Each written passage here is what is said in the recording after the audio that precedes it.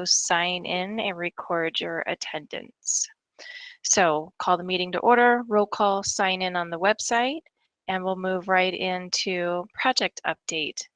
And Daryl, thank you for recording and for displaying your screen. Cindy did send us a quick status update on the spreadsheet. Did you want to display that? Yes, I see it now. Just give me a second. I can get that up on the screen. No problem. Perfect. So Cindy, the next item would be for you to give us a status of the installs, the schedules, the orders placed. So I see that we have a few that are pending. If you could walk through those, that would be great. Yeah. So it's our standing last four kind of lingering items, which are Shriver, Buckley, Cheyenne Mountain, and then the new ad that we added in the summer, CSP. And that says Denver. It should be Pueblo. Sorry, I'll make that correction. Denver is done. It's Pueblo that is remaining. So on our last call last month, it seemed as if we were making some headway with the bases. We actually had somebody on the call that joined us and was going to be a point of contact. It looks like their status has remained the same. So Yeah, can you just kind of walk through each one? So Shriver, we're pending a circuit still. we were pending access for site survey, and they still have some site readiness open issues. Unfortunately, with the military bases, the contacts we've been working with all moved. So we've got new contacts that we're working with at the bases. And they have some funding concerns, I think, as well as just general. We had to start over explaining with what we needed from a power and rack space standpoint for Shriver and Cheyenne Mountain. Luckily, we are installed. Our only delay there is the KP8, KP48 test. I think we had some progress on that yesterday. They found a contact with within their network that worked on this issue in another state and thinks they know how to get it resolved. So we're scheduling and working with them to schedule follow-up to hopefully get that tested and resolved, and then we'll be able to cut Buckley. Okay. And CSP Pueblo, not Denver. Again, I'll make that correction on the sheet.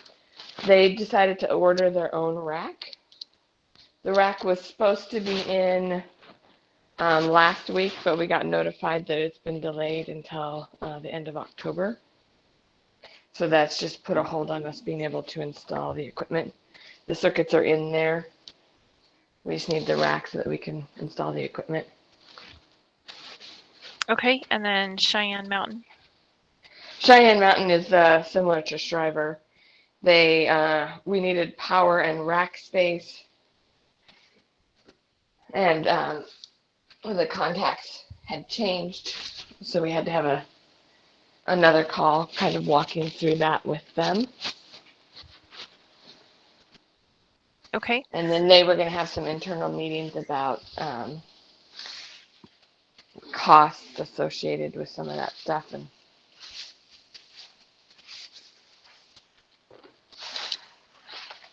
And so we don't have timelines for any of these items. They're just open-ended items from where we are. Yes. Okay. Anybody on the call today have questions for Cindy about the status of these 4 lingering installations?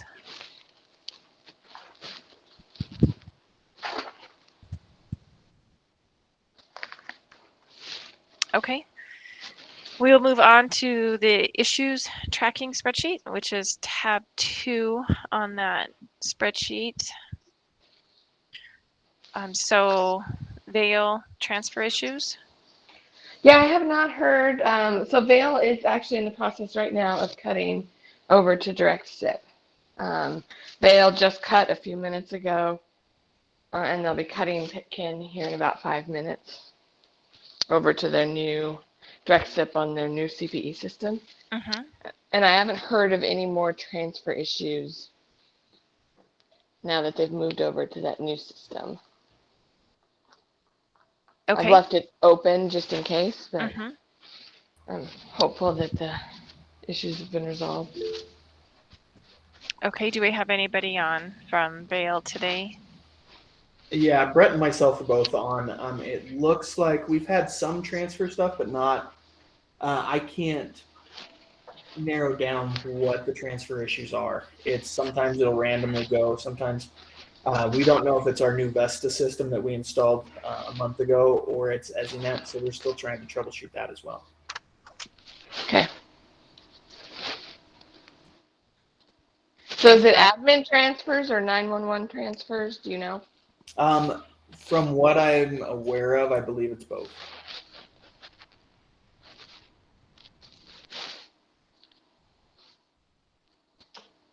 So Cindy, what would you need from Brad? Do you need date, time, 911 to 911, transfer behavior, just some sort of spreadsheet documentation of what's happening? Yeah, the phone number, date, time, the issue that was seen. Okay, I will get a list of those going and get it to you in the next week or two. Okay, thank you. Yeah, Brad, that'll really help the CenturyLink team as well as your PBX and your CPE team. If we can start tracking, is it 911 to 911, 911 to 10 digit, 10 digit to 10 digit, because of course all of them take a different path in the network. So having that Yeah. information will help isolate what's going on. Right, and as dispatchers reported, they say, I tried to transfer this thing to this thing and it didn't work. And that's Yeah. all you get. So. Yeah. Okay, and then the EXFO probe replacement project. Yeah, again, that one remains on hold until we get a shipment of the expos. This should be completely seamless to the PSAP team, other than we would need access to your site when we go to do it. We're just upgrading the first probably half of the sites that were installed. We changed models about halfway through the project. So we want to update everybody to the same model of lantern probes, that just so we have some consistency on them. Okay, But as and soon as we get those, they've been delayed due to chip supplies from the manufacturer. Cindy, if you can just make a note, we've had scheduling issues previously with text just showing up without notice. So if you can just Mhm. flag that and make sure that we get adequate notice for them to come on site, that would be great. Absolutely. And then also some of the PSAPs authorities have implemented COVID restrictions again. So Okay. if you can just have that, be mindful of that as well. Yes, absolutely. Make sure that we're scheduling ahead and checking to see if there's any restrictions on access. Okay.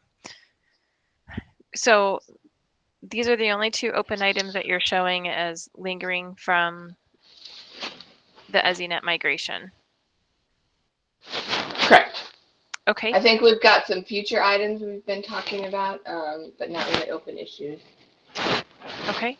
Then I will move on to item C, which is any other issues for migrated PSAPs that Cindy's not tracking and that she didn't discuss today. So if you are a PSAP or authority, do you have other ESInet type of migration issues that you would like to bring forward that perhaps you've already brought forward, but it's not resolved?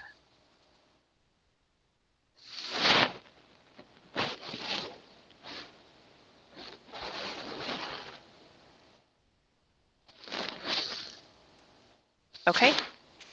All right, then we will move on to old business. And so we've had this continued discussion of our next steps for the ESInet. And the updates we are looking at for a couple of different ones, which would be the text to 911. So Wes?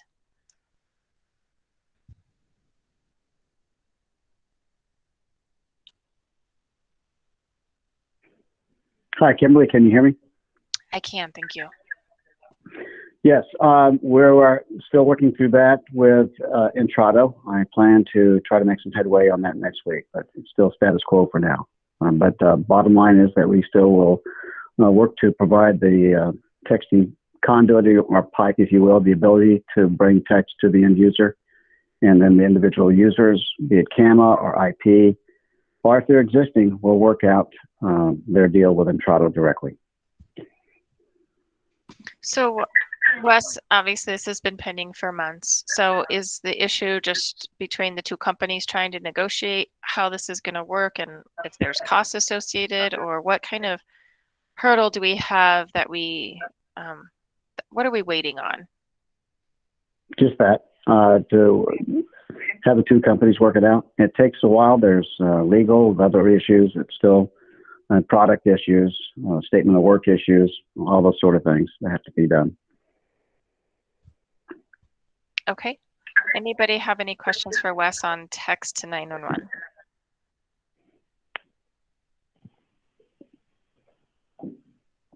All right, Wes, the next one would be an update on ECATS.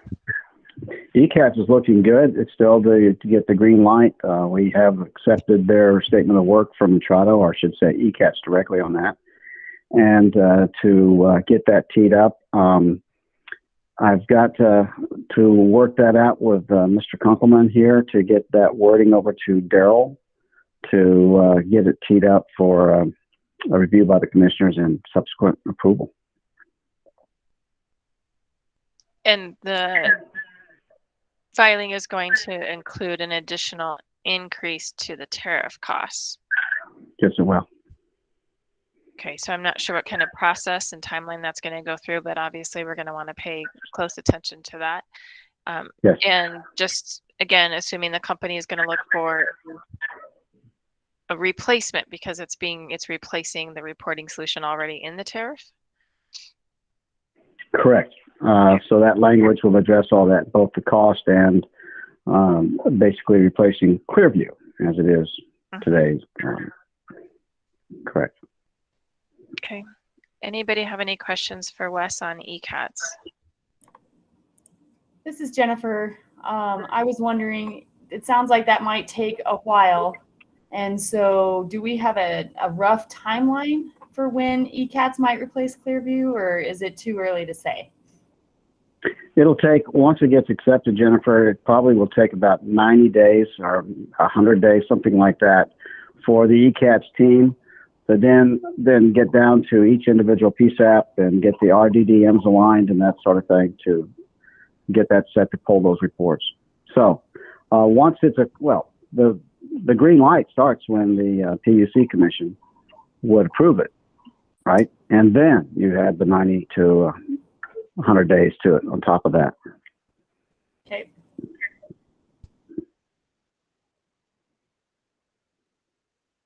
And just making sure everyone's aware that additional cost would be on top of what is already being paid for on the tariff. And so we need to be mindful of that because obviously there wasn't a state 911 surcharge increase. There was a 1 cent decrease. And so authorities are going to need to definitely take a look at the financial impact and if they're going to be able to afford it, because it's a statewide offering. It's not, if you want it, you say yes. If you want to add and do additional reporting on your side of the demarcation for the rest of the tools that ECATS offers, that's your call to negotiate. But this would be an increase, not something that is covered this year by the state surcharge.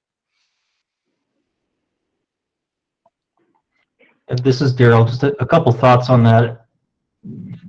If it's the same per concurrent session across the state, we can include that in the state 911 surcharge in future years. But you're right. If the increase comes before January 1st of 2023, then the 911 authorities will be on the hook for those costs until the new surcharge increase can go into effect to cover those costs. The other thought I had was regarding how this gets introduced. CenturyLink, you're not required to circulate this through the ESInet users group. Officially, what you have to do is file it as a tariff amendment and advice letter with the commission. But I would highly recommend, circulating a draft of that tariff amendment with this group first, so that we can get buy-in and people can see what's in there before it gets filed. That way, if there are things that some easy fixes that can be made that would make people more accepting of the change, then that can be discussed before it gets filed. Yeah, that makes perfect sense. And Tim and I have already talked about that need as well. Tim Kunkelman and I. So I trust maybe we can do that maybe in a special call or something of that nature coming up, so we don't have to wait another month if all that can get done, Daryl. That would be my hope. Would that be possible? Could we maybe call a session and broadcast a time to review that with this same group here? I think that's doable. Kimberly, you're the chair. What do you think? Yeah, I think from a timing perspective, let's get through all the hurdles. Let's get the numbers set up, and then we can put up a meeting as well. Okay. Thank you. Okay. Understood. And then the last item I have for you to update on, Wes, would be spatial call routing. It has been discussed, and just to know where CenturyLink is at, if you've had conversations internally. So I wanted to just put that out there to see if you had any update on where that is going. Yes. So kind of a two-step process in working with Intrado. We looked at this as also a statewide project and look at level setting the ability of everybody to get that GIS onboarding up and going, because again, basically the DNA for getting all that done does reside inside the ESInet, as Intrado gathers essentially the nucleus of all that information. So we could have an onboarding to get all the different counties to get their data updated, and that onboarding would cost one time about $1,635 per call session. The second part of that would be to manage that data on an ongoing basis, would be a monthly cost of $49 per call session. And that would that'd be inclusive of everything of managing that data up to a 99% acceptance level, 99% plus. And I believe when you look at this from a holistic point of view, it level sets the state much quicker to get everybody on board with GIS and manage uniformly to get this thing going towards the more of the I3 model that we all want. So Wes, when do you think you're going to present that for consideration in the timeline? I mean, you've got numbers, which is great. It sounds like then the scope and the policy discussions between CenturyLink and Intrado has been had. So do we have like a timeline we can expect to review that as well? I think it's pretty well teed up. I've got to get to my product management and statement of work to coincide with what I've already got from Intrado to get that together. And I don't think I'll be able to do it as quickly as the ECATs, but I wanted it to be almost done at the same time so that we can put that in front of, an add to as an amendment to have approval with the commissioners. Now, I do expect the GIS might have more of a, not a debate of sorts, but a more extended exposure, if you will, or understanding of what exactly does that bring to each of the PSAPs and why is it a benefit. It's, there's more complexity to the GIS than there is to ECATs. I think you'd probably agree to that. I think that's another session that might be a review for some, but for others that, there could be some Q&A that we need to cover. Okay, anybody have any questions for Wes on what he just shared about ECATs and where that's at? So Wes, I agree. I think we need to dedicate one of our ESInet meetings, a good portion of it, just to dive into this ahead of whatever is filed with the commission, so we have a good understanding of what the cost is going to give us. I mean, having that education in that will be very handy. Jackie, go ahead. Yes, I just have some concerns about timing, and especially with the cost. You know, we might be able to float a little bit of ECATs or a little bit of text before the surcharges and statewide surcharges increase. But at $1,000 a concurrent session, we really need to make sure that that timing works out to where we could get the statewide surcharge at the proper rate.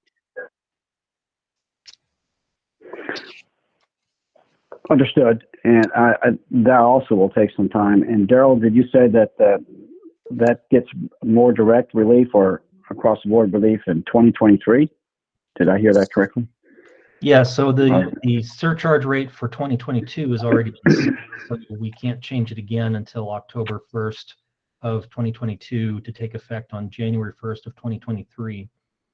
So, you know, from the discussions you and I have had, Wes, it sounds like the cost increase for ECATs and possibly even for texting might be very minimal per concurrent session, in which case it may be acceptable to the 911 authorities to go ahead and do that, even though we can't start reimbursing them for it until 2023.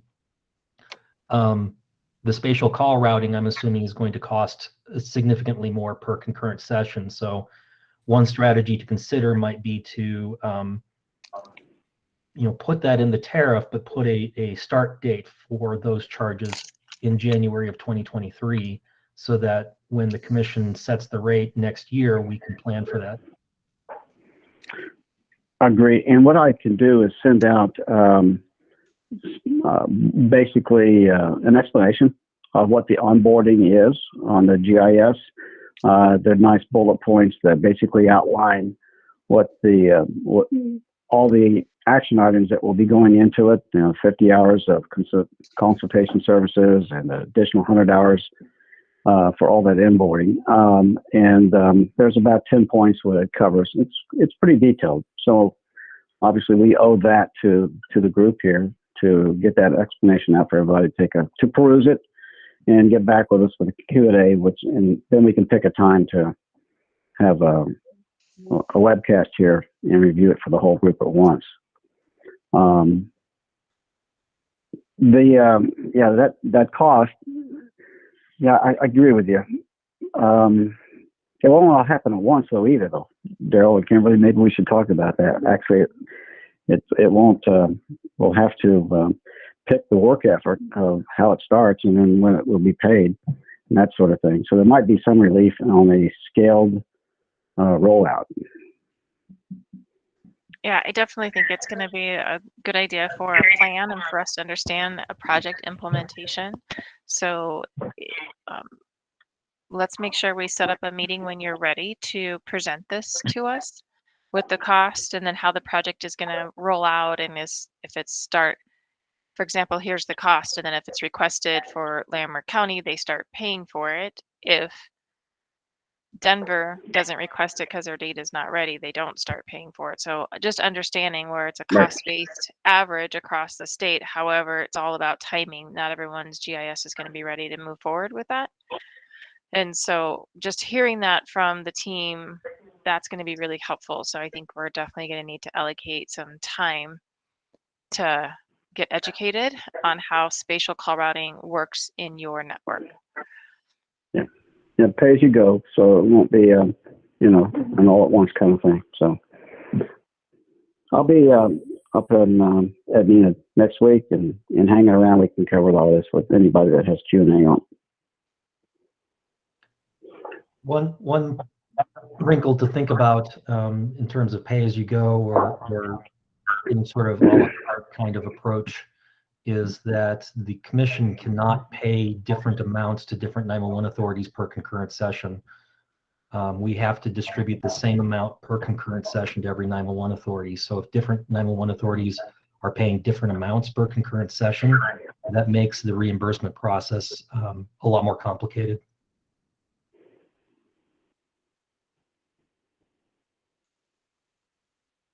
Okay, we're going to have to, let's follow up on that. Make sure that we are in line with everything that's needed. Okay. Anything else for Wes on spatial call routing or on action items on this item? Okay. Our next item is reviewing automatic and manual rollover settings, and I have some specific questions we received in the agenda, and I believe, Cindy, you were going to run point on these items? Yes. Okay, so I'll turn it over to you then. So there were questions on the overflow call routing, so we have abandonment routing and overflow busy condition routing in the system. And we tested both when we deployed each of your sites. The outage routing can be triggered a couple of ways. If we lose all connectivity to the site, we would be in an outage condition. Or if you were to flip your abandonment switch, that would trigger your abandonment routing.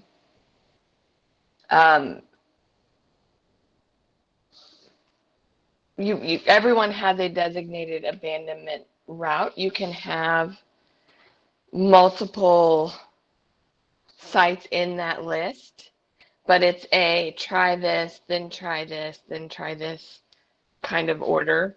So if your first option in your list is also abandoned or unavailable, it would go to the second option in the list. We do not have the ability to split a PSAP into multiple abandonment routes where we, take some of your traffic and send it here and some of your traffic and send it to another place because it's all done by that URI. It all goes to one place. But we do have the ability to have kind of a decision tree. And the same applies for your alternate routing, which is your busy condition or ring no answer. If all the lines at your site are busy, or we deliver a call to your site and it's not answered within the set timers for your ring no answer timer, it would trigger that alternate routing, which can be a separate list from your abandonment route and is also a decision tree list where we'll try first this PSAP, and if we don't if they're also abandoned or don't answer the call, we go to the next one on the list. But again, we don't have the ability to send calls to multiple locations for the same PSAP. It goes to one place, and if that place isn't available, we have a decision tree where we can take a second option or a third option.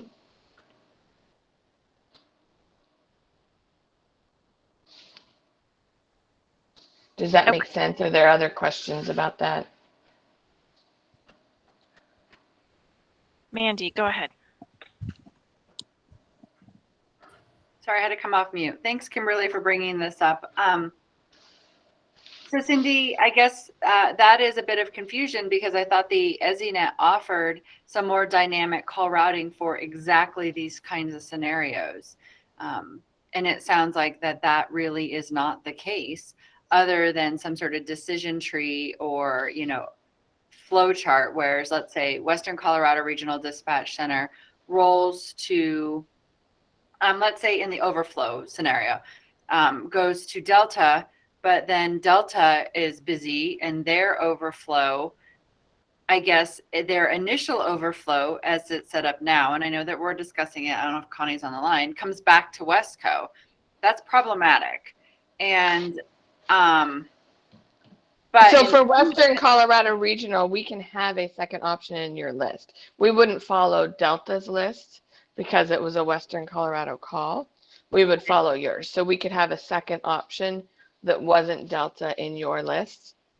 So if we overflowed from your site because you were busy and Delta was also busy, we could have a third route. Okay. Oh, thank you I for just clarifying that. I just can't divide your PSAP because there have been some questions. I know in Denver and Jefferson County, could we divide by like the ESN. legacy ESNs or something? And we Right. don't really see that in the ESInet world. We see calls for a particular URI. And so I take all those calls for that ESInet endpoint URI and I direct it to a new one.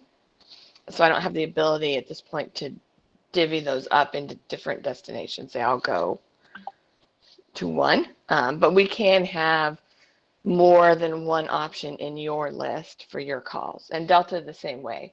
Okay. And So you how don't many follow options Delta's do you list when I send, when I send your call to Delta, you're not now stuck with Delta's list if they're not available. It's still your list that we're going through. Okay. How many options can you have? I've asked that question. I haven't gotten an answer from Entrada, but you can have, I know, at least 3 or 4 options in there. And when I get a specific number, I'll let you know. I'm not sure that there is a number. Although at some point the caller would probably hang up because there's some seconds of delay every time we work through a list like that. Okay. So do you see this becoming more robust as we truly move towards fully compliant I3? In an I3 solution, when you're going to location-based routing, there are other options that I think come into play and policy routing that can be put in place. Okay. All right. Thank you for answering that. Yeah, no problem. Jennifer, go ahead. Thanks. So can you help me understand what makes Wesco different from other centers in that I thought I heard you say that you couldn't have more than one option, but it sounds like you just told Wesco that they could. So is it the size of the center or help me understand that? No, everyone can have more than one option in their list. I just can't use more than one option at a time. So I can't take your calls and split them to multiple places. I'd have to take all of your calls and first try this option, then try this option, and then try this option. So everyone can have multiple options in the list. Try this, then try this, then try this kind of decision tree. I just can't take half the eastern half of your county and send it this way and the western half and send it that way. So all the calls that were coming to you have to take a path. So it sounds like there might need to be some level of coordination between us though, because as Mandy kind of alluded to, if we send, say, our calls over to Garfield County, but Garfield County sends them to us and we're both down, then we need to have some sort of tree for those calls to go somewhere else, right?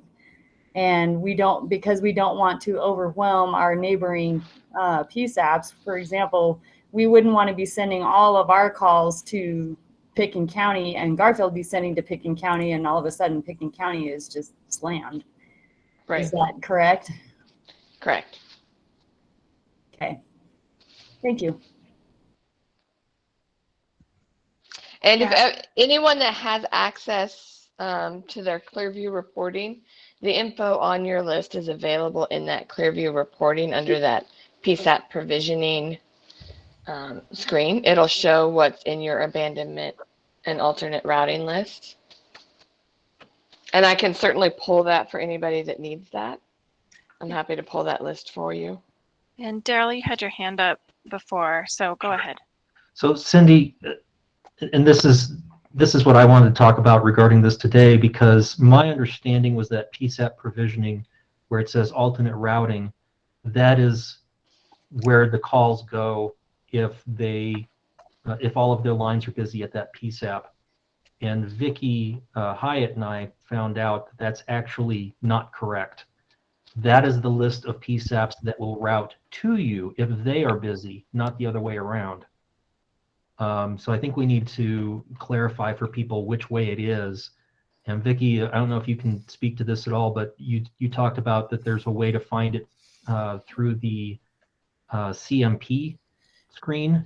Correct.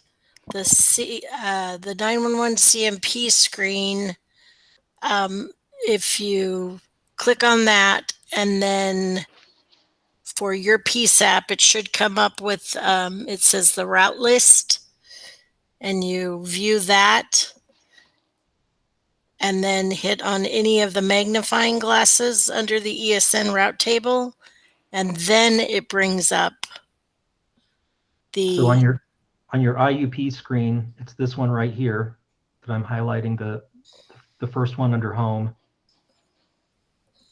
And I'm gonna have to change my focus. You can see because it comes out as a pop-up window. Let me change to that. So this is what it looks like. And then if I select PSAP,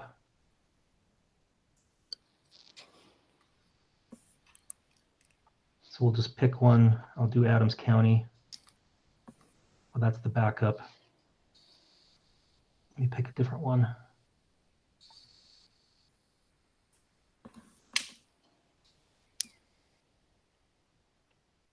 This is Adams County Communications Center. And then where would you go? Go down to route list. Okay. And view. And then in that table of ESNs, hit on any of the magnifying glass. Just click on one of them. And there's that lists the alternate route. So for that particular ESN, the calls will route first to Adams County Communications, and if Adams County is busy, it will route to Arapahoe. Am I reading that right? Correct. Okay. So it seems to me like we could use this information through here. It will take a little time, but we can build a statewide table to show which calls route to which PSAPs as alternates, and then get that out to everybody so that we can look at it more holistically. Because as Jennifer said, I think there definitely needs to be some coordination to make sure that everybody's comfortable with how the alternate routing is set up.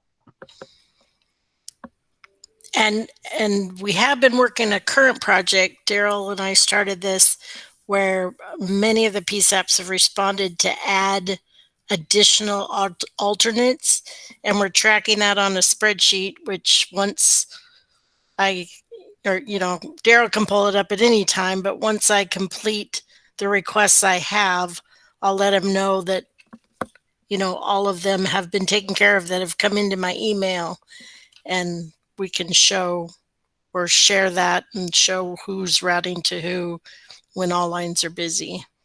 Right, but that spreadsheet was initiated under the false assumption that the PSAP provisioning under Insights was where you find that, and it's not. Right, but I went in and added another column that showed the correct off of the CMP screen. Very good.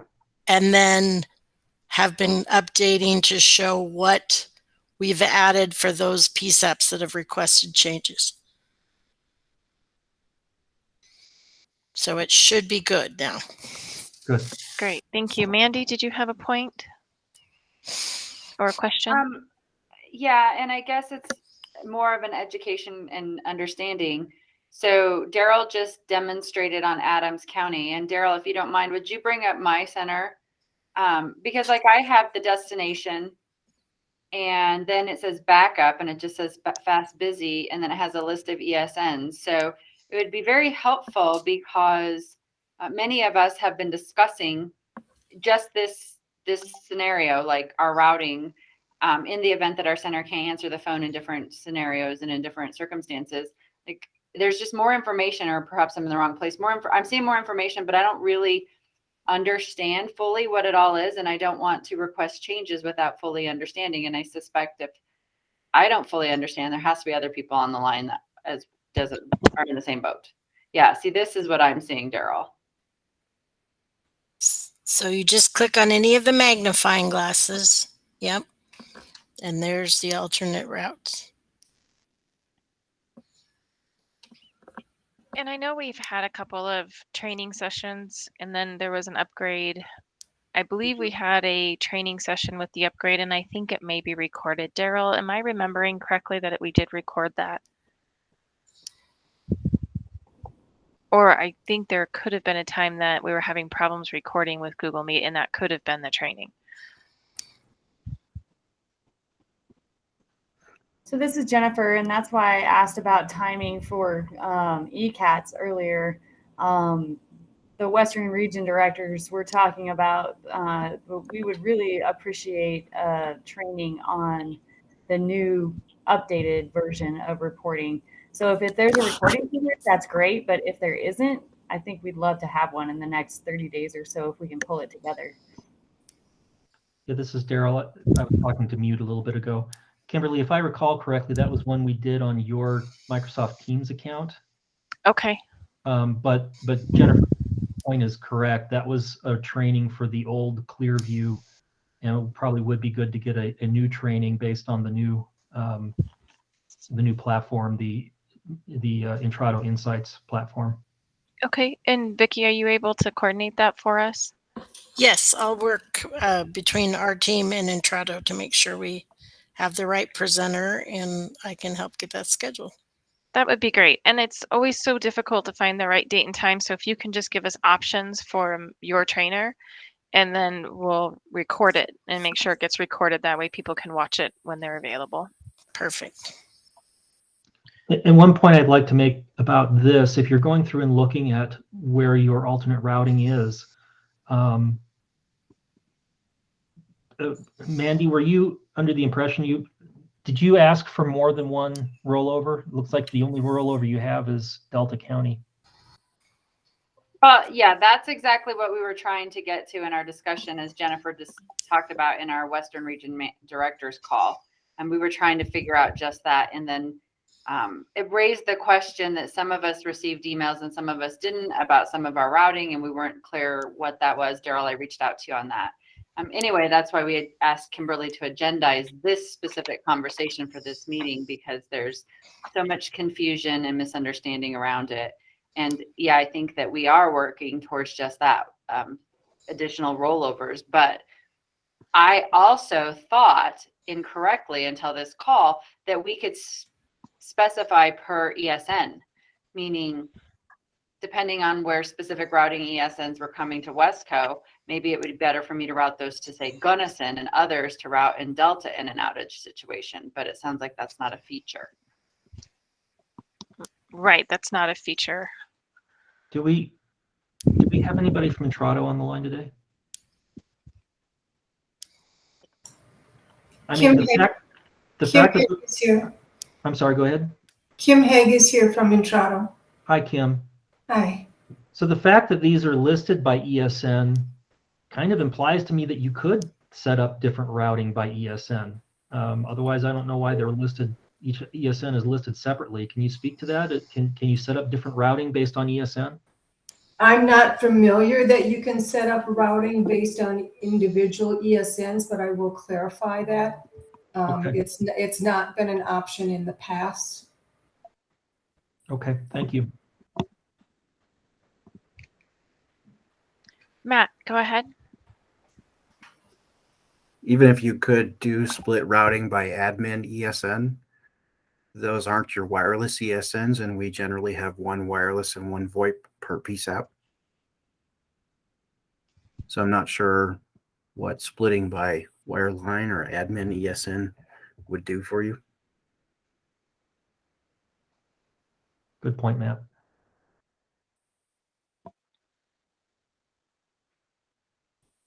Okay, Well, and Matt, I guess what we're trying to get to, so perhaps going about it from the ESN, to your point, isn't the best route, but just like what, on the Front Range they're experiencing between Jeffcom and Denver 911, here on the Western Slope we're experiencing, some of our centers will potentially completely overwhelm another center, not allowing them to provide services in emergency situations if we have a PSAP down.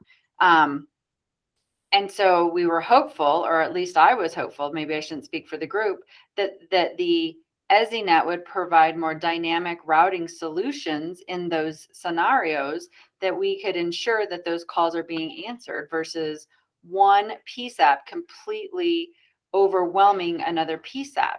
And I think for us, if Wesco's down, it will completely overrun our partners or our sister PSAPs that geographically touch us.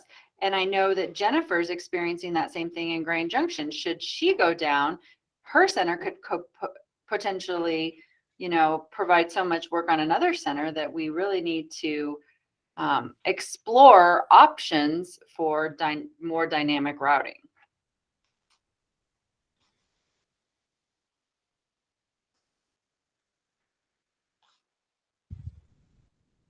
So I don't think that the want and the desire and the vision is wrong. I think that's exactly when you talk about ESInet deployments in other states. You hear about even routing if the caller says, I press 1 for this language preference, and you have somebody who is logged in identifying that they are a native Spanish speaker, then calls can get routed. So that dynamic routing environment is what is discussed a lot when you think about ESInet. So to the CenturyLink team, this dynamic routing, whether it's by ESN or by other definable attribute, is that something that you're doing in other states, or that is something that's on your radar? And I guess that could be CenturyLink or even Intrado.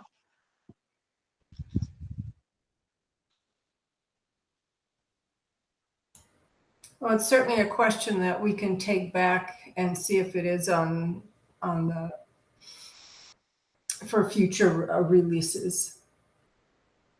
Okay, Kim, that would be great. We'll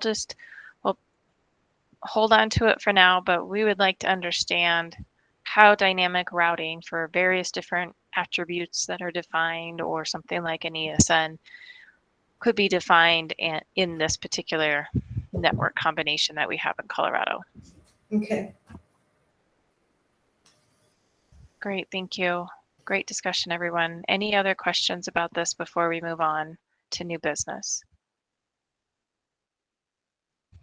Okay, so Vicki, you're up again for new business. The next item is the Alley hardware update.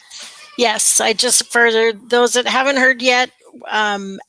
Intrado is upgrading their Alley equipment, and we've come up with a schedule, and I'll be sending out individual PSAP notifications.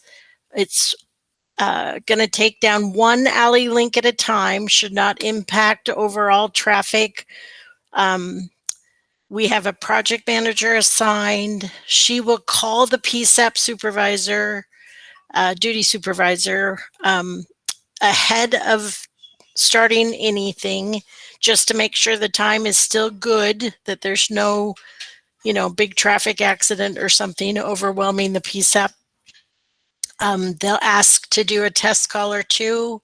They'll convert the first Alley link, test it again, and then they'll do the second one. These are taking place Tuesdays through Thursdays, a maximum of 8 PSAPs per day. But we're hoping Colorado is taken care of between October and any network freeze date in November. It may run into next year, but again, I have an overall schedule, and I'll be sending individual emails to let the PSAP know when they're scheduled, and I'm hoping to get those out 2 weeks prior to when your date is happening. So Vicki, I'm going to jump in with a concern I have, not related to this. Happy equipment and coordination is happening, and equipment upgrades are taking place. My issue goes to the constant notification and reach out to the wrong people in my particular deployment area. So I'm not sure why it's inaccurate and has been inaccurate, and we corrected and it continues to be inaccurate. But for something like this in our deployment, we would want that to go to us, the authority, because we have a dedicated tech that would have eyes on this, that could do testing and make sure everything is good, not calling into our PSAPs. So for everybody, when you do the notification, do you have like a central list so we can get eyes on it to make sure that the proper people are the ones that should be notified? The answer is yes. What I did a combo. So you're right. I've probably alerted too many people at some times and not the right people in others. But I extracted all of the outage contacts from our PSAP profiles, and then I had asked Daryl if he had a list of PSAP contacts, and I merged the two to send out notifications for this kind of work. So I can share those lists with you, and maybe you can help me, or, I combined it onto one list. So I can share the list with you, and then maybe you can help me clean it up, because I'm the one that ends up being in charge, especially whether it's a maintenance that's coming or a project like this. I'm the one that is responsible for alerting the PSAPs. So if I'm touching the wrong folks, I need help with the lists so that I can get that cleaned up. Yeah, I'd be happy to look at all of it. I'm very interested in looking at ours. Ideally, if we make a change in your list, I would like to be able to have confidence it's going to go back to the root source and get the root source of wherever that information was extracted from updated. Okay. This I think is a kind of an ongoing theme when we look at outages, outage reporting, who got notified, when they got notified, and I don't think all the information across everything is synced up correctly, because I think that's part of the problem. The wrong people get alerted to various activities, outages, extreme to project planning and coordination. So I'm happy to take a look. I know for our authority, I don't know if we would want to even centrally post it perhaps in a folder that this group could have access to so they can get in and take a look at their own data. I think that could be beneficial. So maybe we can put it in our folder for this particular ESInet group, but I believe that you can drill in that through the website, so we may not want to do that. So at least, I guess in the short term, if you can send it to me, that would be great. Yep, I will definitely do that for you. So Okay. All right. Anybody have any other questions for Vicki on that item? Okay, so we are into our open discussion. So any other questions or concerns from the PSAPs or authorities for CenturyLink?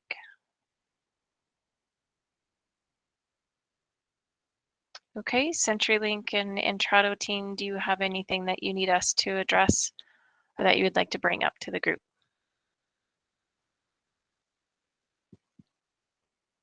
All right, so anybody that's joined the call today that's not part of the PSAPs or authorities, this would be our public comment time. So if anybody has any public comment.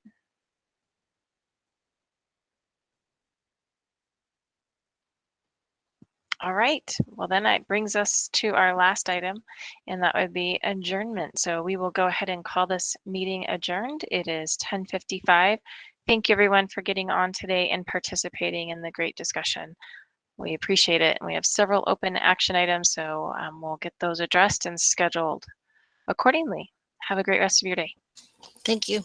Thanks, everybody. Hi, everyone.